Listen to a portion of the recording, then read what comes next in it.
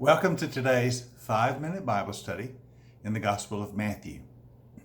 Today we're beginning Matthew chapter 14. As we start chapter 14, we move into another narrative section of the Gospel.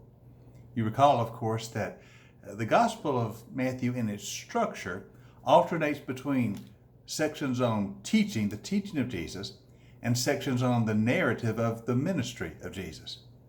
Chapter 13, which we just concluded yesterday, was one of those teaching sections on the parables of the kingdom. Now in chapters 14 through 17, we have another section of narrative telling us about the ministry, the actions of Jesus. Now in chapter 14, we're going to see three separate events. The first section of chapter 14 deals with the death of John the Baptist. And then the second section of chapter 14 will be the miracle of the feeding of the multitude.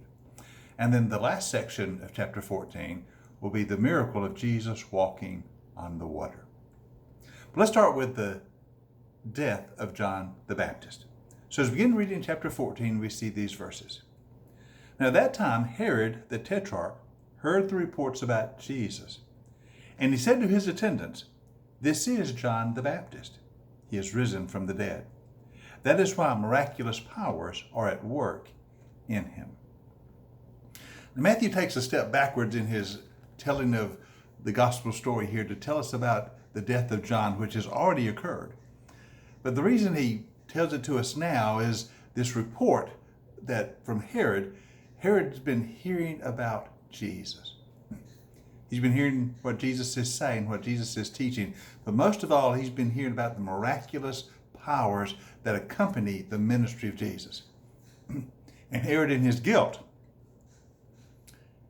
begins to wonder if maybe this is John the Baptist come back from the dead. You see, he had John executed. And now he's afraid that John has returned in some way to plague him. So Matthew tells us the story of how Herod had John executed. Now we of course know that John the Baptist's ministry was all about preparing the way for Jesus, preparing the way for the Messiah. And after Jesus began his public ministry, John's ministry continued for a little while, and then he's arrested by Herod, imprisoned, and later executed. Now how did that all come about? Matthew tells us. Now Herod, he says, had arrested John and bound him, placed him in prison because of Herodias, his brother Philip's wife.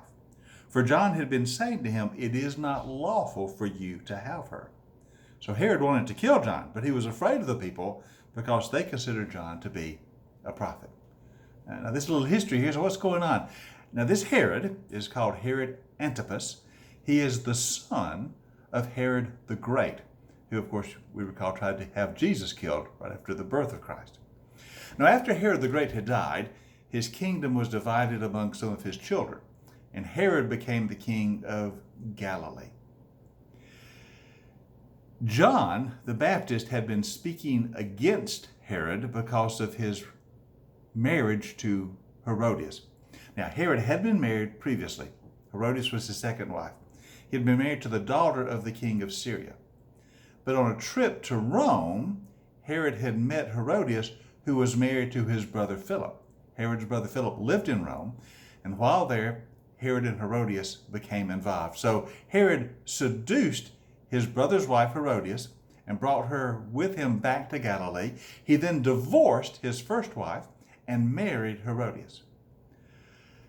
John, the prophet, speaks against this. And John says, "This is adultery."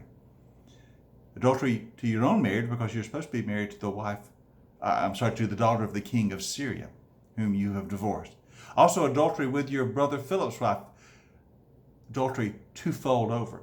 Plus the Old Testament prohibits you from marrying your brother's wife. So in all these ways you have violated the law of God. Herod had no trouble being upset by John's denunciation. John was a fearless prophet, and he didn't mind calling Herod out, but Herod was very, very upset. You know, it's always been true that those in power do not like the people of God speaking truth to them. And so Herod did not like John speaking this kind of truth, so he arrested him, but he didn't execute him because he was afraid. John was held in high esteem by the people, so he simply held him in prison. But on Herod's birthday, the daughter of Herodias, that's Herod's wife now. She danced for them. She pleased Herod so much. His history tells us she did the dance of the veils.